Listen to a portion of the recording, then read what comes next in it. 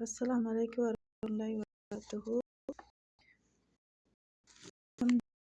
அல்ஹம்துலில்லாஹ் நஹ்மதுஹு வ நஸ்தஈனுஹு வ நஸ்தக்ஃபிருஹு வ நு'மினு பிஹி தவக்கல்து அலைஹி வ நஅஊது பில்லாஹி மின் ஷுரூரி அன்ஃபுஸினா வ ஸய்யிஆத்தி அஅமாலினா மன் யஹ்திஹில்லாஹு ஃபலா முضில்ல லஹு வ மன் யுض்லில் ஃபலா ஹாதிய லஹு வ அஷ்ஹது அல்லா இலாஹா இல்லல்லாஹு வஹ்தஹு லா குல்லி ஷைஇன் கதீர்.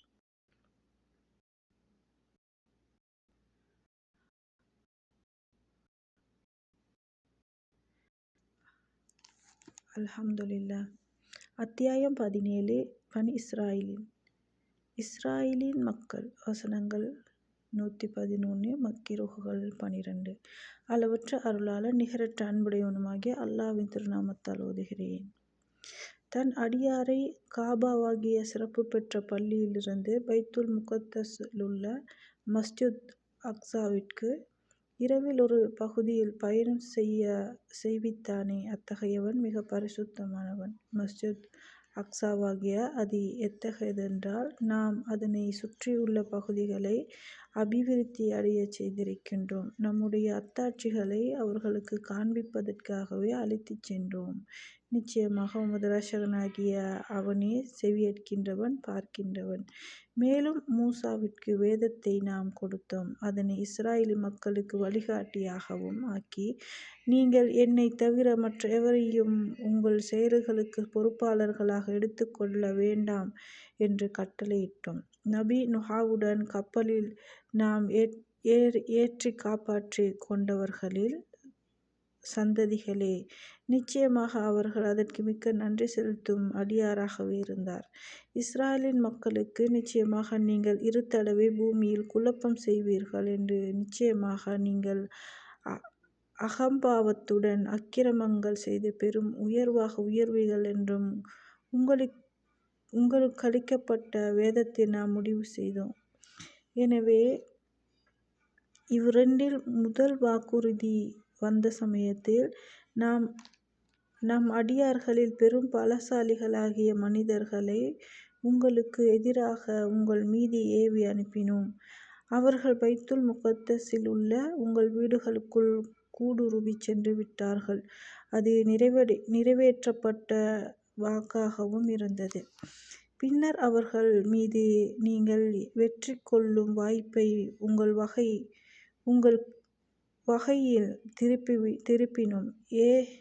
ஏராளமான பொருட்களையும் ஆண்களையும் நல்கியது கொண்டு நாம் உங்களுக்கு உதவி புரிந்தோம். மேலும் உங்களை எண்ணிக்கையில் அவர்களைவிட மிக அதிகமானவர்களாக நாம் ஆக்கினோம். நீங்கள் நன்மை செய்தால் உங்கள் ஆத்மாவுக்கே நன்மை செய்து கொள்கின்றீர்கள். நீங்கள் தீமை செய்தால் அதன் தீமையானது அவற்றின் மீதே ஆகும் என்று நாம் கூறினோம். பின்னும் அவர்கள்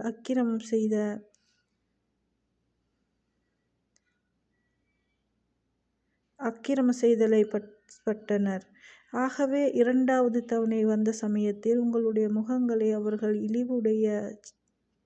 இழிவடையச் செய்வதற்காக அக்ஸா பள்ளியில் முந்திய தடவை அதில் அவர்கள் நுழைந்தவாறே இத்தடவையும் அவர்கள் நுழைந்து விடுவதற்காக எவற்றை அவர்கள் மிகைத்துவிட்டார்களோ அவற்றையெல்லாம் அவர்கள் இடித்தழித்து பெரும் சேதத்தை விளைவித்து விடுவதற்காகவும் அவர்களை நாம் உங்கள் மீது ஏவி அனுப்பினோம்.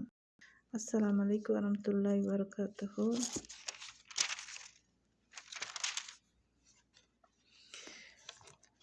நீங்கள் குழப்பம் செய்வதை விட்டு விலகிக் கொண்டால் உங்கள் இரட்சகன் உங்கள் மீது கருணை புரிய போதுமானவன். அவ்வாறின்றி உங்கள் குழப்பத்தின் பாலே இன்னும் நீங்கள் திரும்புவீர்களானால் நாமும் தண்டிக்கத் திரும்புவோம். இன்னும் நிராகரிப்போர்களுக்கு நரகத்தை சிறைச்சாலையாக நாம் ஆக்கினோம். நிச்சயமாக இந்த குர்ஆன் மனிதர்களுக்கு மிக மிக நேர்மையானது. எது மிக மிக நேர்மையானதோ அதன்பால் வழிகாட்டுகின்றது. நற்கர்மங்களைச் செய்கின்றார்களே, அத்தகைய விசுவாசிகள், அவர்களுக்கு நிச்சயமாக மிகப் பெரிய நற்கூலி உண்டு என்று நன்மாராயமும் கூறுகின்றது. மேலும் நிச்சயமாக மறுமையை விசுவாசம் கொள்ளவில்லை அத்தகையோர் அவர்களுக்கு நாம் மிகத் துன்புறுத்தும் வேதனையை தயாராக்கி வைத்திருக்கின்றோம் என்று எச்சரிக்கையும் செய்கின்றது. மேலும் மனிதன் நன்மையை கோரி அவன் பிரார்த்திப்பதைப் போலவே சில சமயங்களில் தீமையை கோரியும் பிரார்த்திக்கின்றான். மனிதன் பொறுமையிழந்த அவசரக்காரனாகவே இருக்கின்றான். இரவையும் பகலையும் இரு சான்றுகளாக நாம் ஆக்கினோம். அதில் இரவின் சான்றினை மங்கச் செய்தோம். பல பகுதிகளுக்குச் சென்று நீங்கள் உங்கள் இரட்சகரின் பேர் அருளைத் தேடிக் கொள்வதற்காகவும் ஆண்டுகளின் எண்ணிக்கைகளையும் மாதங்களின் கணக்கையும் நீங்கள் அறிந்து கொள்வதற்காகவும் பகலின் சான்றினை பார்ப்பதற்காகவும் பிரகாசமானதாகவும் ஆக்கினோம். ஒவ்வொரு பொருளையும் அதைத் தெளிவாக நாம் விவரிக்கின்றோம்.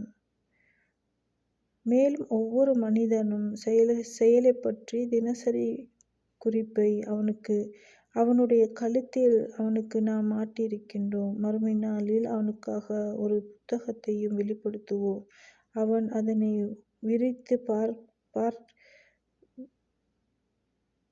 விரிக்கப்பட்டதாக பெற்றுக்கொள்வான். உன்னுடைய புத்தகத்தை நீ படித்துப்பார்.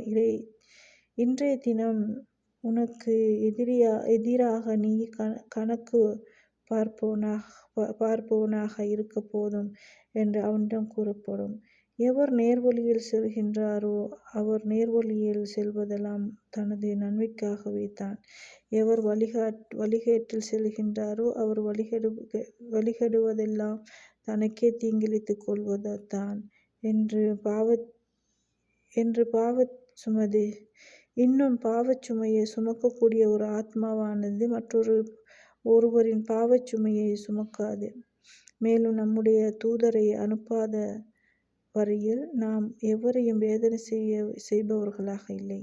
மேலும் ஏதேனும் ஒரு ஊரை நாம் அழித்துவிட நாடினால் அதில் சுகமாக வாழ்வோரை நம் கட்டளைகளுக்கு கீழ்ப்படிந்து நடக்குமாறு நாம் ஏவுவோம். ஆனால் அவர்கள் நம் கட்டளைகளை மீறி அதில் பாவம் செய்ய ஆரம்பித்து விடுவார்கள். பின்னர் அதன் மீது வேதனையை பற்றிய நம்முடைய வாக்கு உறுதியாகிவிடுகின்றது. ஆகவே அதனை நாம் அடியோடு அழித்து விடுகின்றோம். நோவாவுக்குப் பின் நாம் எத்தனையோ தலைமுறையினரை அழித்திருக்கின்றோம். தன் அடியார்களின் பாவங்களை நன்கு உணர்பவனாக பார்க்கின்றவனாக இருப்பதற்கு உமது இரட்சகன் போதுமானவன். ஜஸாக்கல்லாஹ் கைரன். அஸ்ஸலாமு அலைக்கும் வரஹ்மத்துல்லாஹி வபரகாத்துஹு.